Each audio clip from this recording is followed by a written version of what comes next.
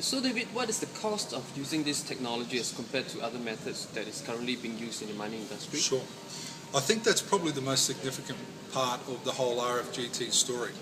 The cost of the technology is significantly less than any other exploration tool. Not only is it less, it's also a lot faster. We can do things in a day that takes a year using other technologies and other processes in the exploration scene. So I'll give you a for instance. Let's say that we found a resource that was of interest to us by rock chip sampling and also some prospecting methods in Kelantan in Malaysia. In particular, we would then need to go to the next step, which would be maybe stepping up to a drilling program. To engage a drill rig, minimum cost for a 100-metre hole, about $10,000. Sampling costs on top of that, $15,000. You don't get a lot of change out of $15,000 to $20,000 on one drill hole. On a normal exploration project, we'd drill somewhere between 50 and 100 drill holes. So if you just multiply it by 100 drill holes using the lower figure of $10,000, you're talking a lot of money.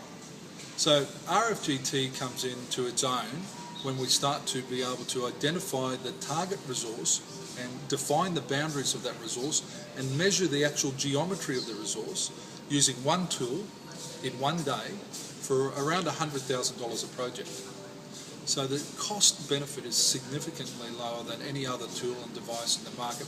It also provides us with grams per tonne resource and geometry of the resource. So we know the tonnes, the grade, the geometry of the resource before we do any of the other drilling activities. We still have to drill, but we have to drill about 1/10 of the drill holes that we would normally do under a normal exploration program to get what is called a JORC report, which allows us to go to market, meaning a stock exchange, or to a financial institution like a bank to raise capital for developing the project.